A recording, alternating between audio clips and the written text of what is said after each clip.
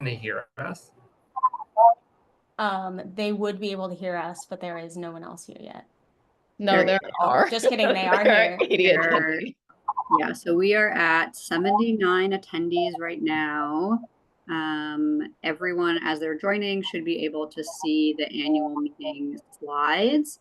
If for some reason you can't see the screen share, feel free to type in the chat and let us know that. If you can't hear anyone, but you can see them speaking on video, feel free to let us know that as well. There's still people actively joining, so we'll give folks a few more minutes and then Kyle will go ahead and get started.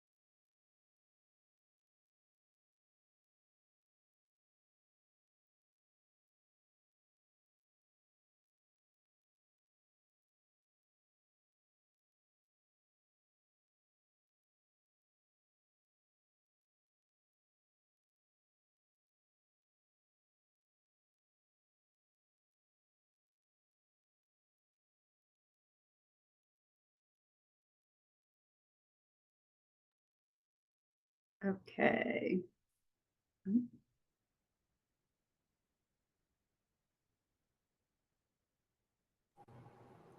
Yeah, it looks like the number of participants is stabilized, so I was just going to get started unless we need to hold off for some other reason. Nope, that sounds great. Okay. Welcome to the 2024 annual meeting. Thanks everyone for taking time out of your Sunday evening to listen to us give an update as to everything we've been doing over the past year and some things that will be happening this upcoming year. My name is Kyle Sandberg. I am the NAIGC president, and I will be presenting the first few slides before I hand it off to some other folks in the organization.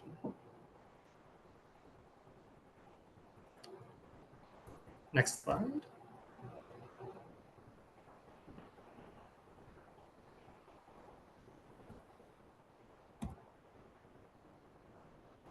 Who's sharing and how do they change slides? I'm sharing. I have changed the slides. Is it not changing on your end? Oh, it is not changing for me. I see mission and core values. Oh, I see the title slide.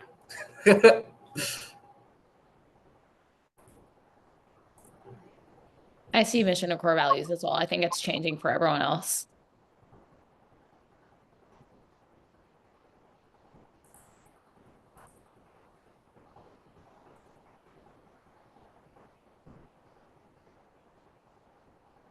Okay. Kyle, maybe everyone sees mission. Yeah, I think so. Maybe if you pull it up in your own, sorry folks, as we deal with tech issues, if you pull it up in your own tab and I can just tell you what slide we're on and you can follow along. Okay, we're on mission and core values now? Yes.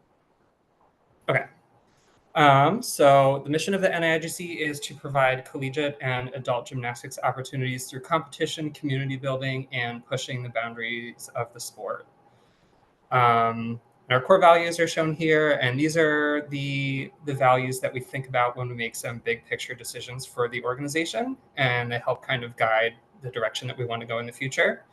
And these core values are to provide maximum opportunities for participation in adult gymnastics, strive for excellence in services, communication, and fulfilling member needs, steward a culture of positivity and enthusiasm, and to celebrate our volunteer-driven culture, ensure that volunteer passion and dedication drive our mission and community.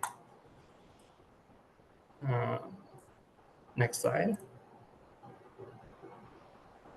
Are we on the we fill the gap slide now? Yep, it's up. Okay. So just kind of an overview of what NAIG or where NAIGC exists in the greater gymnastics community. When it comes to youth gymnastics, that is, mostly USAG and FIG and AAU for the various different levels. Where NAIGC comes in is in the collegiate and adult categories. USAG and FIG really only exist at the elite level once you get past youth gymnastics. And then when it comes to collegiate gymnastics, we obviously have NCAA and more recently GymAct to provide advanced level opportunities, but NAIGC exists to provide beginner or middle level opportunities for collegiate gymnastics or collegiate gymnasts. And then again, we provide beginner, middle, and advanced level gymnastics opportunities for adults. Next slide. Are we on the sponsors now? Yep. Okay. So before we keep going, I wanted to take a moment to thank our sponsors and vendors, without whom we would not be able to do all the things that we're able to do throughout the year. So this slide shows all of our sponsors. We have Spieth, Score Flippers, Champion, A1 Awards, GK, Virtual Stars, DGS, FinFit Life, Kendra Scott, GymSafe, Foxy's, and FlipFest. A few of these vendors and sponsors have discounts for NAIGC members. So if you visit our sponsors and discounts page on our website, you can find a few of those if you are interested. And now we're going to move on to some Nationals recap and preview. And so I'm going to turn it over to Jules Pierce, our Nationals director. Hi, everybody. So to start off, this is a graph of our nationals and membership numbers over the years. Just really cool to see how much we're continuing to grow thanks to all of you. Yeah, next slide. This year, we had 141 paying member clubs, including 12 new member clubs. So we're really excited to welcome them. Those clubs are Central Michigan Club Gymnastics, Dayton Dogs, EAGC Flight Risks, Golden Era Gymnastics Club, Idaho Gems, Limitless Adult Gymnastics, Philly in Movement, Space City Legacy, Troy University, University of Richmond, Vanderbilt University, and Extreme Altitude Adult Gymnastics. Just to recap, nationals this year, which went really well in Albuquerque, we had a total of 1,400 participants. 24 of those were competitors, and we had 61 coaches. We have a bunch of breakdowns of all the different disciplines here that I won't read out for you, but the really exciting thing is that we saw TNC double from 2023. So we're really excited to see them continue growing. Next slide. We want you all to join us for nationals next year in 2025 in Pittsburgh from April 2 through 5th. We'll be in the David L. Lawrence Convention Center, and we have 2 contract hotels that will be open in October for you to book. So we're really excited about going to Pittsburgh next year. Next slide. And then in 2026, we'll be in Birmingham, Alabama, April 8 to 11. We'll be in the Birmingham Jefferson Civic Center Authority Convention Center. And we also have 2 hotels there that will be open much later when we get closer to the event. Next slide. Awesome. I'll hand it off to Amanda, our WAG Rules lead now.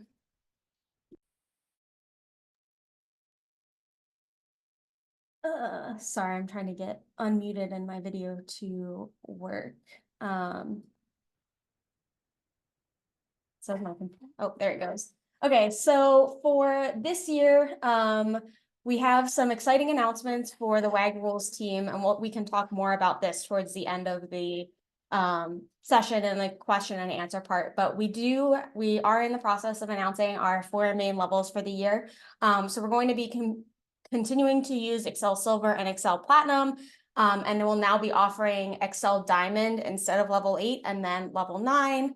And then at nationals, we're going to also be offering a kind of trial level of an open scoring system. Documentation for all of this will be up on the website already or should be soon.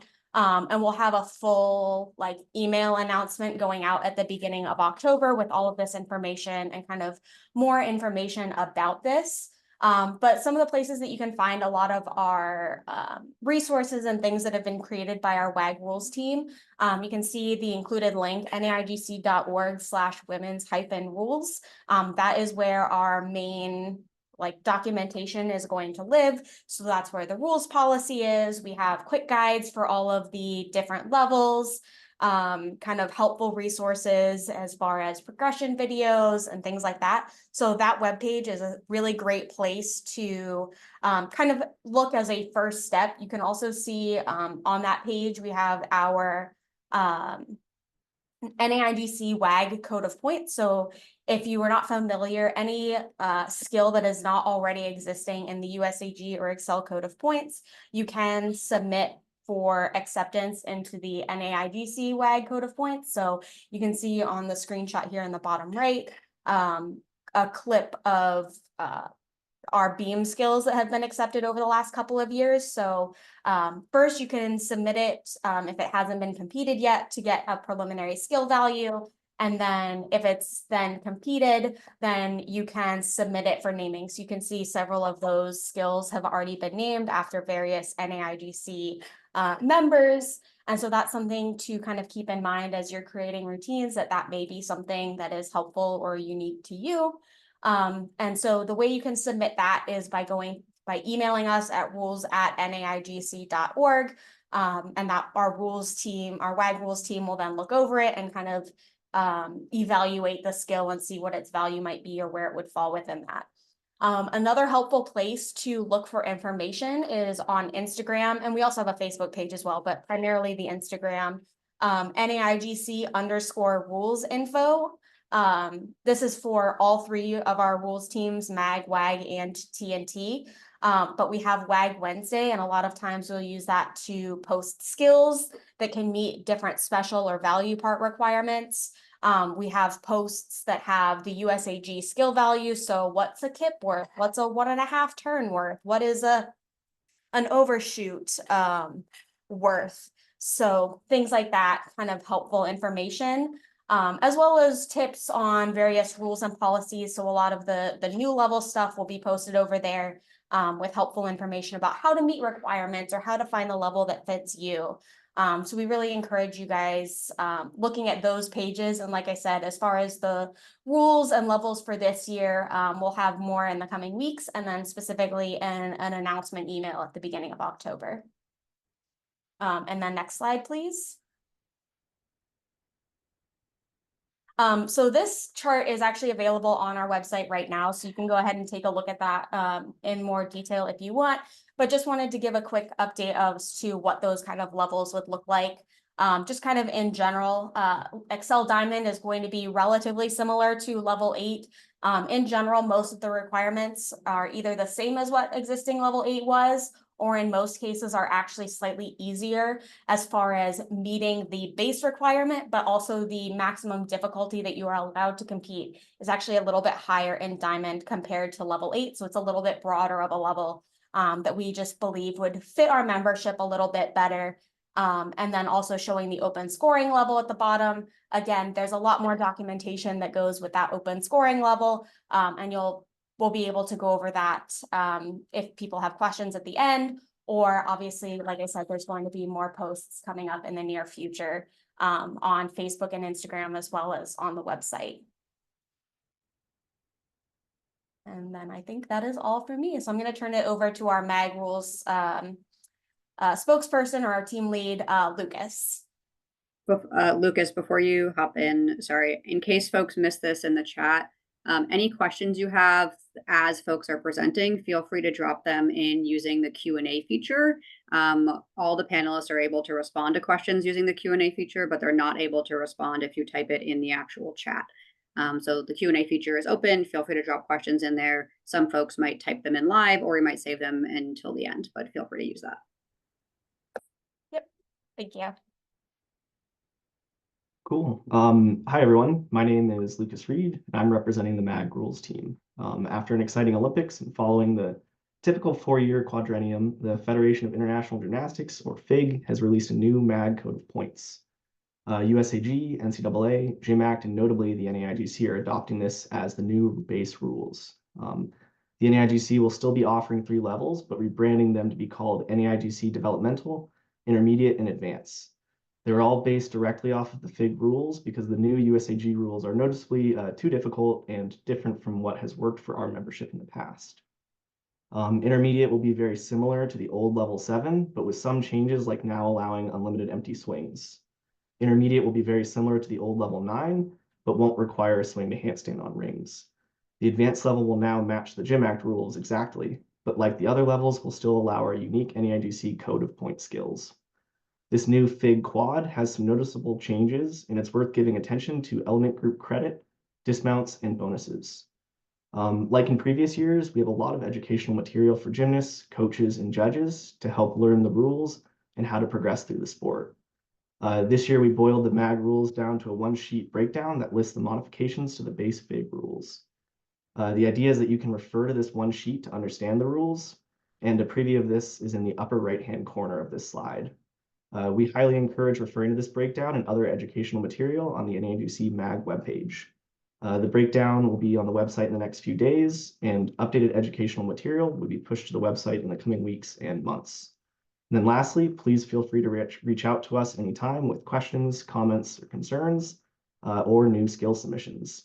We can be reached at rules@naigc.org. Thank you, and we look forward to the upcoming season.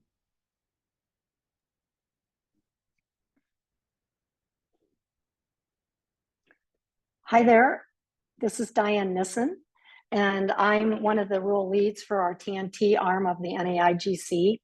And I'm excited to say that for Pittsburgh 2025, we're hoping to even increase our numbers more. As Jules mentioned, we increased our numbers this last year and doubled. And this will be our 4th year since starting TNT with NAIGC Nationals. TNT is open to everybody, beginner through advanced. It doesn't matter what skill level you enter, we can find a place for you. We're now we're discussing our exact levels for this coming year, and we will be announcing that, but we feel that this will be very good addition to the growth that we've experienced over the last few years. So keep an eye for that out when we put that out there. You can find more information on the website with this link here, which will include our NAIGC TNT rules policy, as I mentioned. Our degree of difficulty charts and competition cards are there for your information, videos for getting started and skill progressions. And we also have videos showing form and technique for TNT. This coming year, we have plans for more of that and for more sequences. And of course, on the NAIGC rules info for Instagram, we will have items posted there relating directly to TNT. Please reach out to me and or at rules@NAIGC. I will get that information, and so will Amanda and our team, about anything you have for all things TNT.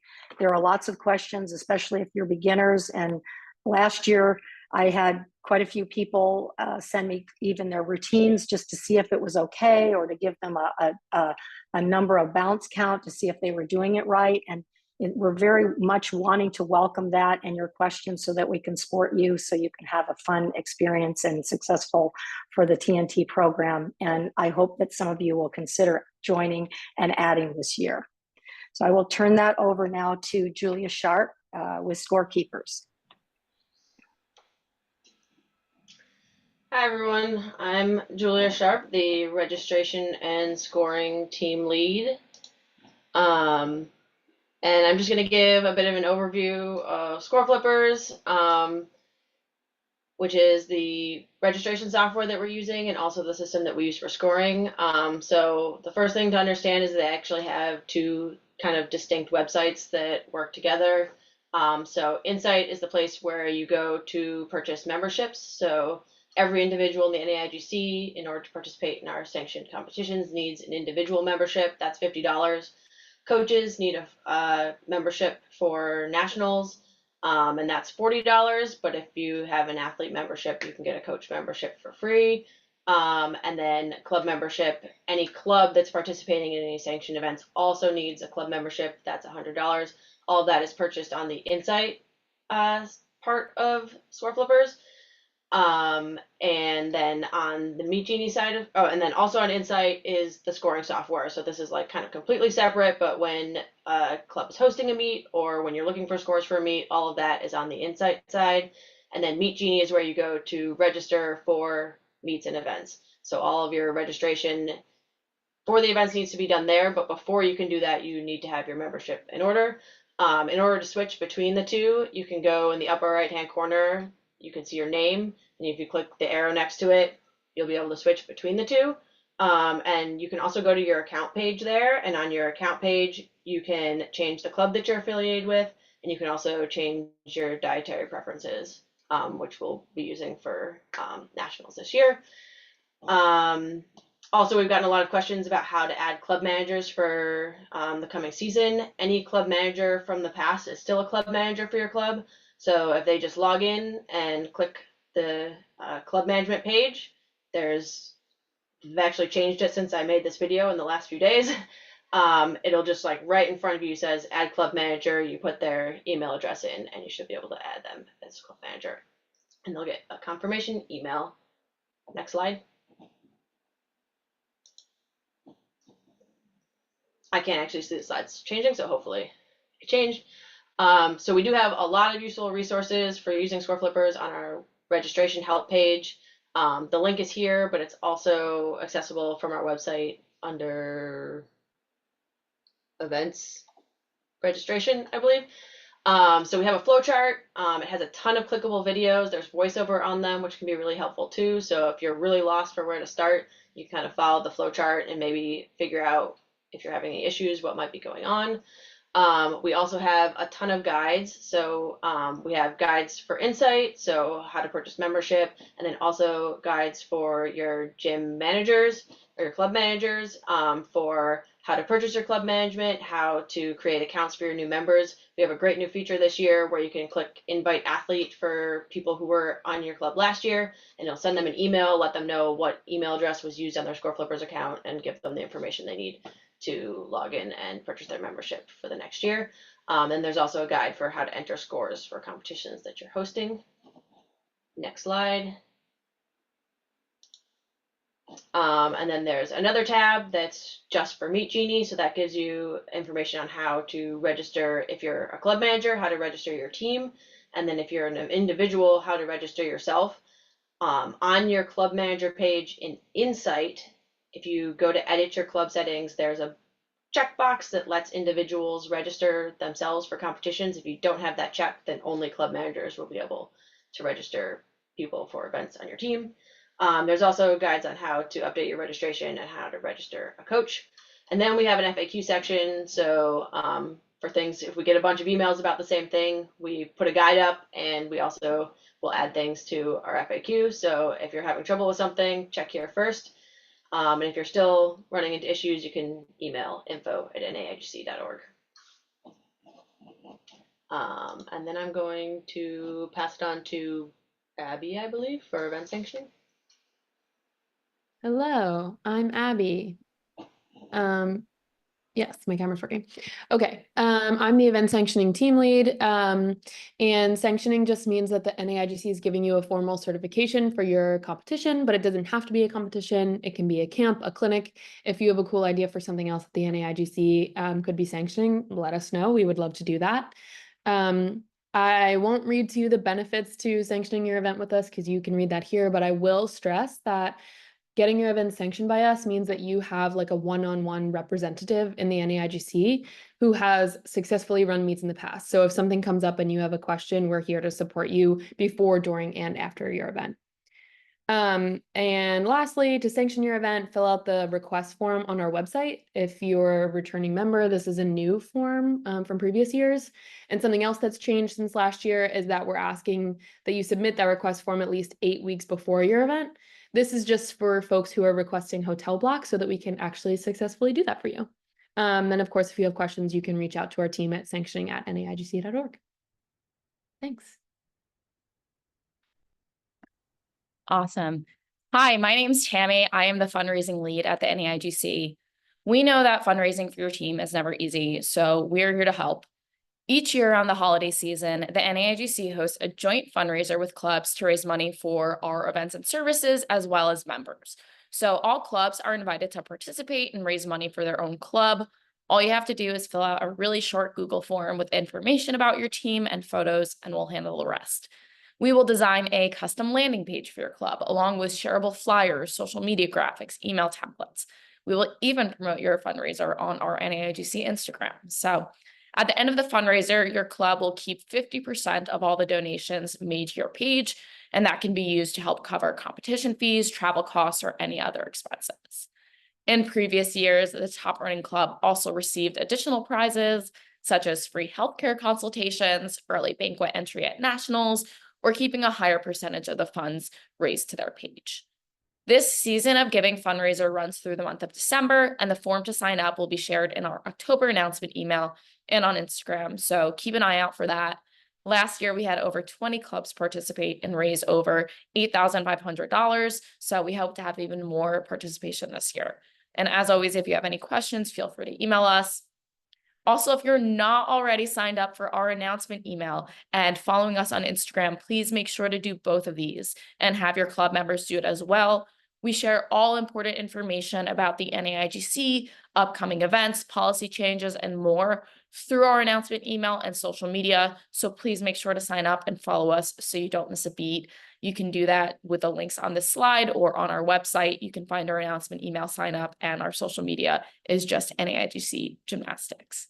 So thank you so much, and I will now pass it over to Lena. Hi, I'm the scholarship lead for the NIGC. This past year, we awarded 2 awards to underrepresented athletes from a racial or ethnic background that's underrepresented in 4-year colleges and universities. And then for next year, we're planning to additionally offer our first-year awards, which is for incoming freshmen of any background or identity. So if you know any graduating seniors who are planning to join your club, you should tell them to apply. And then new this year, we also have a separate scholarship fund. So if you go to our donation page, there's a little drop-down menu where the yellow arrow is. And if you'd like to donate to the scholarship fund, you can donate directly to that there. And then we're also looking for volunteers, particularly people who are interested in helping develop a new LGBT scholarship, as well as just general volunteering, like running the scholarship, doing marketing and fundraising. And that's all I have. I think Alana's up next.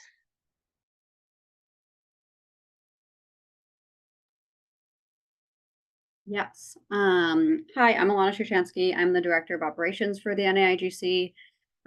Every year, we as an every 5 years, we as an organization go through a strategic planning process where we take a look at what we've accomplished in the past 5 years, how our membership has changed or grown or evolved in those past 5 years, how we anticipate our membership and the needs of our members to grow or change or evolve in the next 5 years. And we set some strategy and some goals for what we want to accomplish in the years to come to make sure we're meeting the ever-changing needs of our community. So we recently went through that strategic planning process, and this is an overview of kind of where that landed.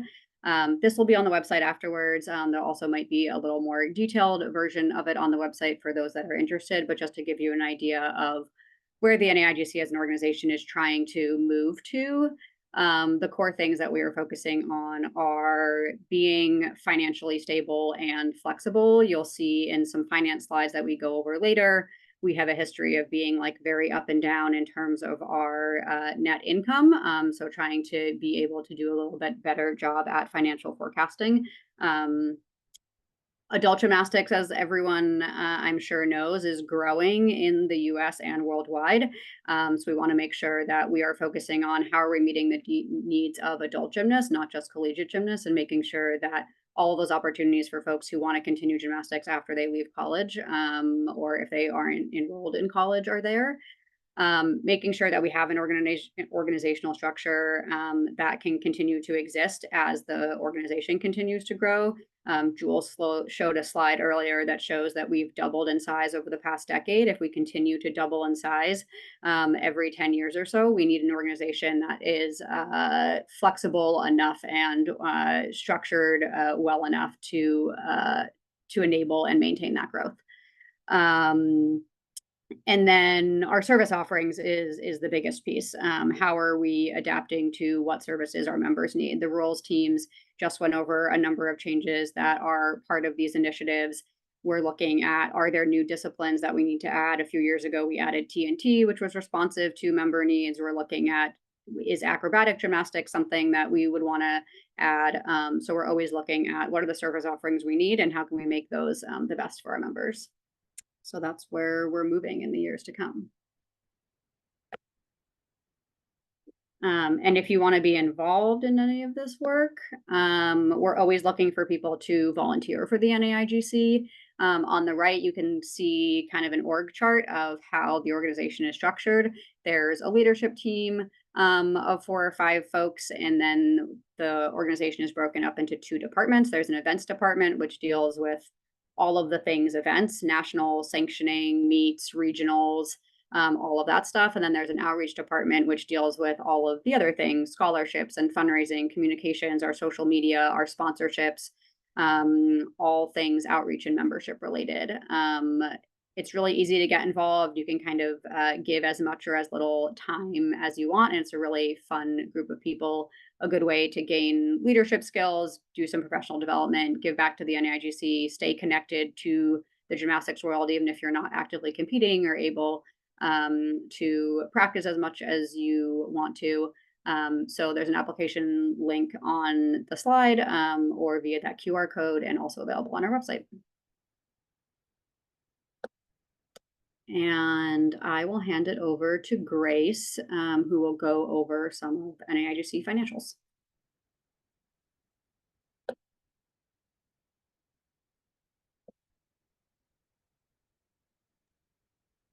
Gotta find my mute button. Hi, this is Grace Hanson. I am the treasurer for the NAIGC.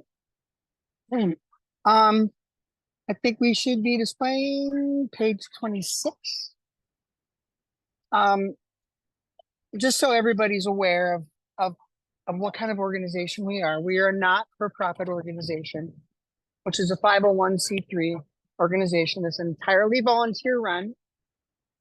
We have paid some contractors in the past and paid a per diem to a previous executive director that did not work out. And right now we are 100% volunteer. We have overhead costs, though, including our board meetings, websites, technology needs such as the Zoom call, banking and payment fees for taking credit cards and those kinds of things, and our outreach and our marketing, which is what we use to keep you guys informed and to entice new members to join. We use our net income to provide our new opportunities and service, like Ilana just mentioned, such as trampoline and tumbling at nationals, possible expansion to acrobatic gymnastics, awards, insurance, registration and scoring for sanctioned and virtual meets and virtual challenges, and subsidizing nationals. Next page. Some of the key takeaways for our income and expenses for this last fiscal year, which ended June 30th. This is the first year with growth in attendance did not seem to still be impacted by COVID-19. We adjusted our fee structure so that we could recover from the losses we had during the pandemic, and to adjust a little bit for inflation, which we had not been keeping up with prior to that. We increased our focus on fiduciary responsibility. So we are trying to diversify our sources of income from sponsors to events to how we set our fee structures to who we ask for money for whatever initiative we're working on.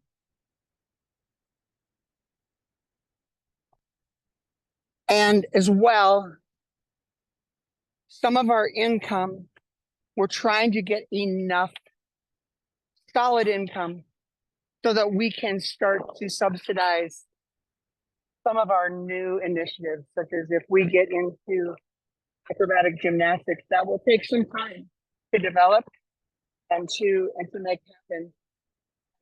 So we need the money to do that. The key takeaways for our expense side, we are tracking expenses a bit differently than we have in years past. We are trying to follow some standard general accounting principles that were kind of being ignored due to lack of expertise in prior years. Our hourly expenses for nationals begins 24 months in advance. So even in Alabama, we have already spent tens of thousands of dollars securing our location and making sure that we've got things reserved so that we can hold the nationals when we say we will and where we say we will. Retained income is a target to allow us to withstand future downturns due to pandemics, disasters, inflation, general rising cost of doing business, and expanding service offerings over the next 5 years. Page 28. I have a representation of our income and expenses over the last 3 fiscal years. The membership corporate donations have increased over time. We did a really good job in 24, but as I mentioned before, those years were not as significantly affected by the COVID pandemic. Because if I had stretched this all the way back to 2019, we would have seen similar numbers to 2024. Our nationals revenue rose to $292,000 this year. However, you know, it shows that we made $50,000, but if you take a look at the previous 2 years, we had some losses to recover. Banquet, for the first time ever in our known history, finally broke even. We brought in $71,281. We spent $71,012 and pulled out with a profit of $269, which is not much, but that basically means we broke even. For merch and miscellaneous swag and other things, we're still running into a bit of a loss every year, even though we tend to move a lot of merchandise at nationals. By the time we're done paying for everything and all the shipping and storage it takes to move it and keep it in places, we're not making a lot of money. So we're not trying to gouge you guys at nationals when you're buying t-shirts and Leos and other things. We just want you to be able to have it. Event sanctioning is relatively new for us as a formal process. Back in 23, we didn't have any event sanctioning income.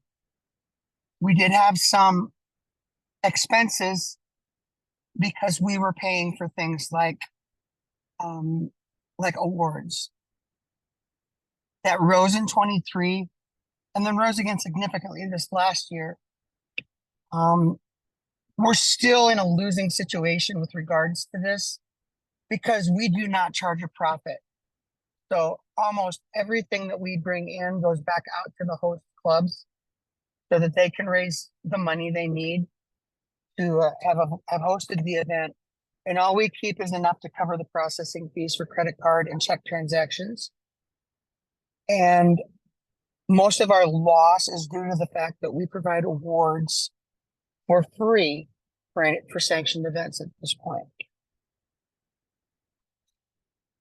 If we look at the bottom line of each of these, we show a net profit of $87,000 this year.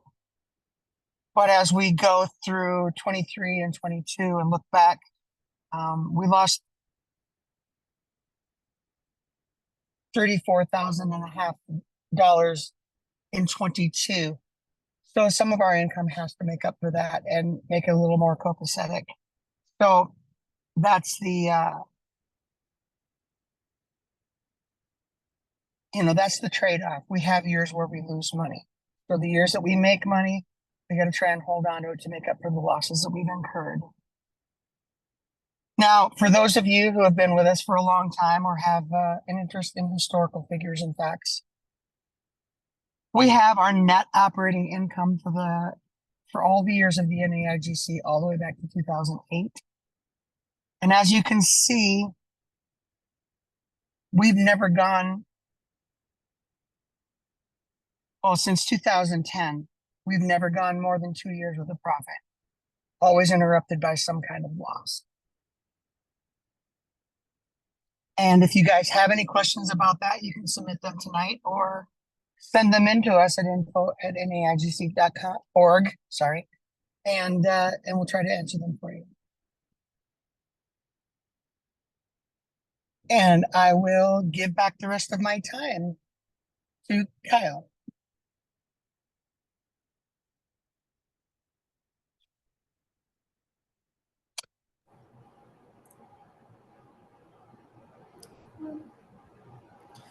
Yeah, so that's it for the formal presentation. If you have any remaining questions that you haven't already asked up to this point, feel free to submit them in the Q&A tool, or you can raise your hand if you want to come off mute and ask a question.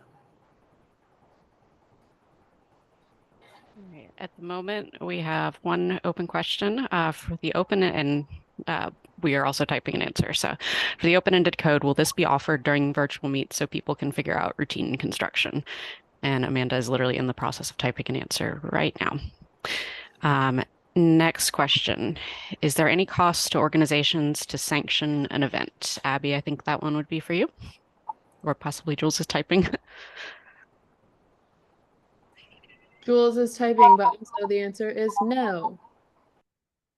Sanctioning event with us is free. Okay. Let's see. Next open question. How do you recommend opening bank accounts for clubs? Not sure if we have an answer for that one today. Yeah, we don't have any specific financial resources for clubs. We're happy to share what bank the NAIGC uses.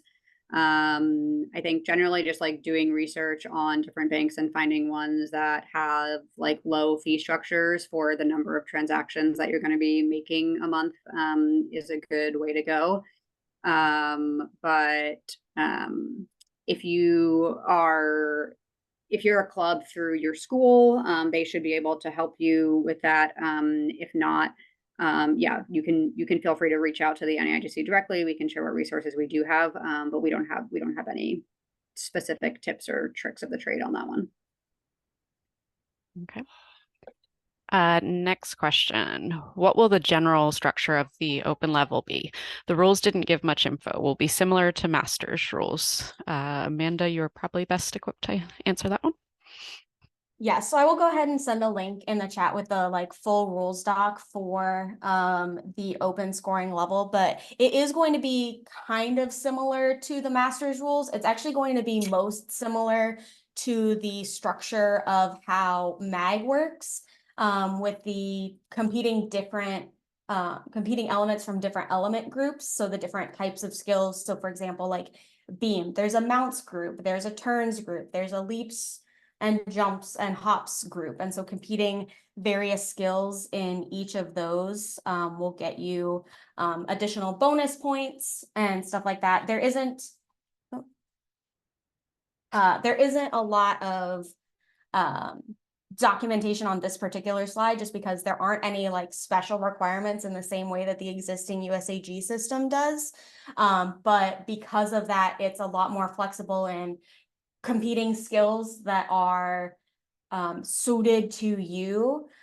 So right now the plan is going to be that this is generally going to be on the higher end of scoring. So kind of more similar to the skill level of level 8 or level 9, kind of that upper echelon.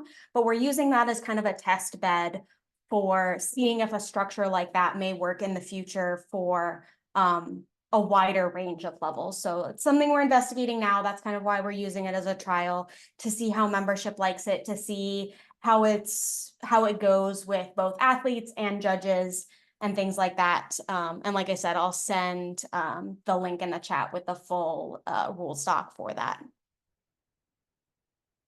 Okay, Amanda, next open question is probably also for you. When does the level 8 and Excel Diamond swap take place? So we are in the process of working with the event sanctioning team to figure out as meets are starting to go on, especially this fall and definitely into the spring. At the very latest, we believe that meets after January 1st will have to be done, at least from a sanctioning perspective, with the new levels. But up to that, we're kind of working with the sanctioning team and clubs as to what levels will be offered when. And I'll just jump in. Excuse me, I'm sorry, Amanda. I just wanted to jump in to make sure that folks know if, oh, I can start my video, yes. Oh, just kidding. Here I am, okay. If you've already applied and like been given a sanction by us, and your event is happening before January, you don't need to worry about the rules changes. I don't want anyone to worry about doing like crazy switcheroonies if your event is happening, for example, in November.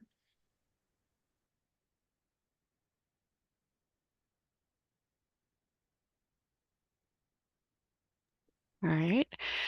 We've got one question being typed right now. When will Nationals registration open? That is Jules or Julia, probably. Yes, registration will be open in January. And while I'm talking, I'll just answer this other one instead of typing. As far as more details for Nationals, hotel booking will be open in October, and the full schedule will be posted online around the beginning of December.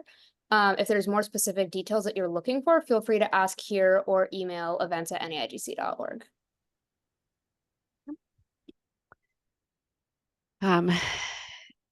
Let's see. Next question. When you sanction a meet, how many free medals are given? Hello. So you can request a number. Typically people do like first through third places, but something that's important to know is that we do not separate by collegiate and community. And so it would be 1 through 3 for both combined.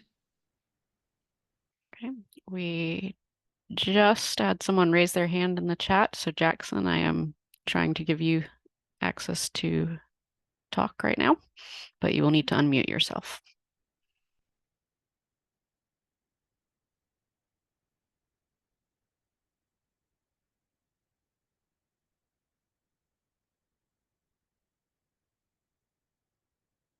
Okay, that hand has gone down, so I don't think there's a question there. At the moment, we do not have any open questions. If you have any other questions, feel free to type them in the Q&A, or if you raise your hand within the meeting, we can also unmute you and let you speak a question. Next open question. Is Nationals registration fee expected to be the same as last year? Yes.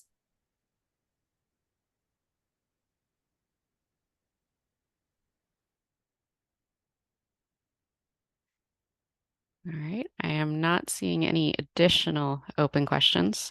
As Alana said, please feel free to reach out and info at if you do have any. Next question. Are you able to compete in certain events, or do we have to compete in every event? The answer is, oh, go for it. The answer is the same for MAG, WAG, and TNT. You can compete as many events or as few events as you want. There's no requirement to compete in the all around. The only thing I would say that is like a restriction is within MAG and WAG, you're competing within that discipline. So for example, like the women's events, you're competing exclusively within one level. So if you want to compete like bars, beam, and floor, you'd be competing all of them at, let's say, Excel Diamond. You can't mix and match levels. And that's the case for both men's and women, or MAG and WAG. One difference with TNT is you can mix and match levels on events. So your level is set to a specific event, not to the discipline as a whole.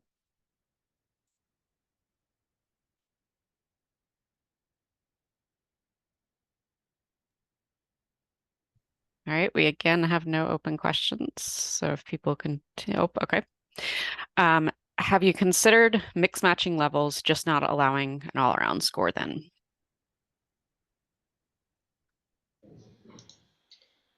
I can answer that. So we have considered it, and we are working with score flippers to make this something that like is possible, like technically in the past, but we aren't at the point where like the software can handle something like that.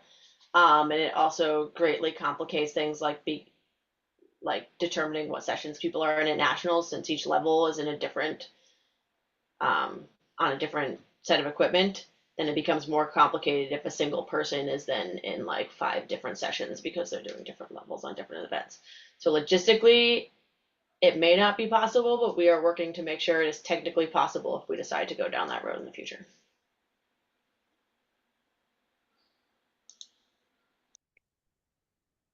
All right. If we arrived late to this Zoom, how should we confirm which team we are representing?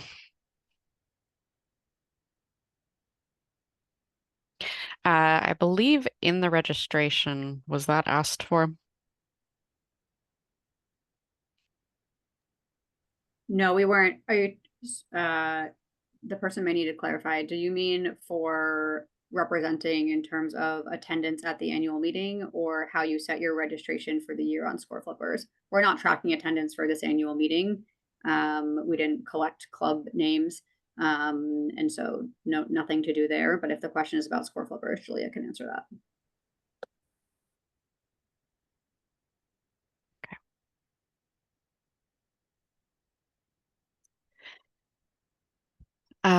Next question. Is NAIGC in conversation with any of our sponsors / partners on size and gender inclusive merch / uniform options? Tammy, that might be one for you. That is a great question. For most uniforms, I think that's done via clubs, so we don't really have any uniforms. But in terms of merch, we can definitely add that to our list of considerations when exploring merch. We try to create merch like sweatpants, sweatshirts, things that are available to people of any gender. We do have a Leo that's only for a women's Leo once a year, but we can definitely look into other gender Leos as well if that's of interest to people. We would just have to have enough people interested in purchasing one to make it worthwhile. And I don't believe we have had enough interest in the past for specifically a Nationals Leo. But just feel free to send us any follow-up questions or anything specific that you're looking for via email, and we can definitely see if there's interest or answer that in more detail.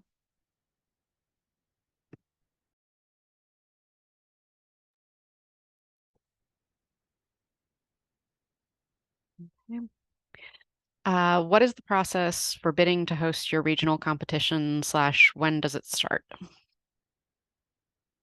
Probably an Abby question. I think that is an Abby question. I'm also typing a question or an answer in the chat. Someone looking for more detail on the event sanctioning process. So if you're also wondering about that, check the answered question section in a minute. The regionals bids, I'm actually not sure off the top of my head when they open up, but I do know that they are due mid-October. The way that they're going to work this year is similar to the way that our new sanctioning form is a Google form. There's a regional specific there's a regional specific request form that you should get from your, I would guess, your regional rep or our regional team rather. The questions are very similar.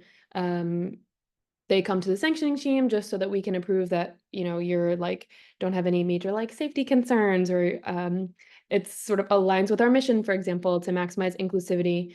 Then it goes back to our regions team who picks between, if, for example, if there are multiple bids for a region, they'll do that selection process, and then it gets tossed back to sanctioning, and you work one-on-one with us to run that meet the same as you would any other sanctioned event.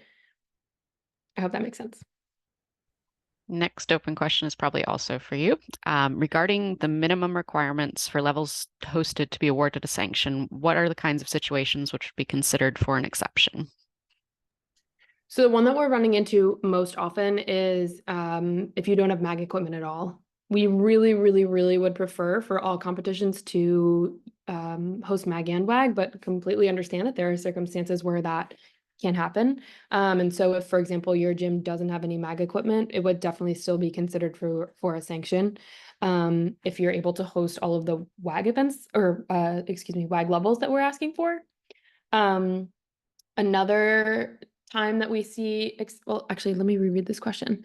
Minimum requirements for levels. Yeah, so the other thing I was going to say is another time that the sanction would still be considered despite it not meeting the requirements that we set for this year is if for example, your college has some sort of rule or insurance policy that doesn't allow for non-collegiate athletes.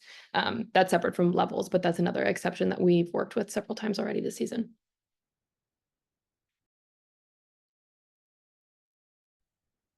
All right, I think that is all of our questions for the moment. We have just 4 minutes left in our targeted hour meeting time. Kyle or Alana, would either of you like to say anything to wrap up?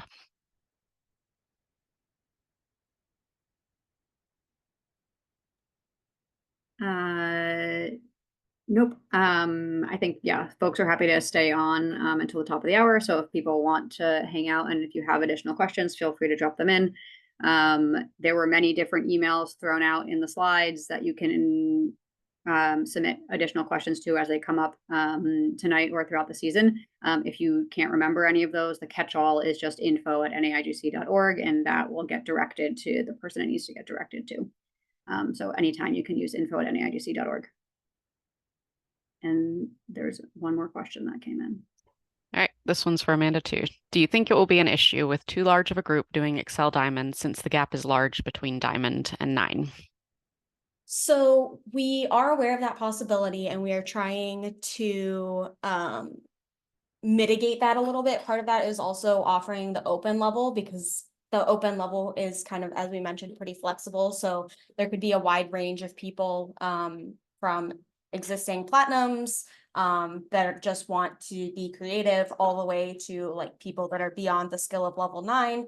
But also we are aware that probably a large number of the existing level 8s are probably going to remain or end up in Excel Diamond.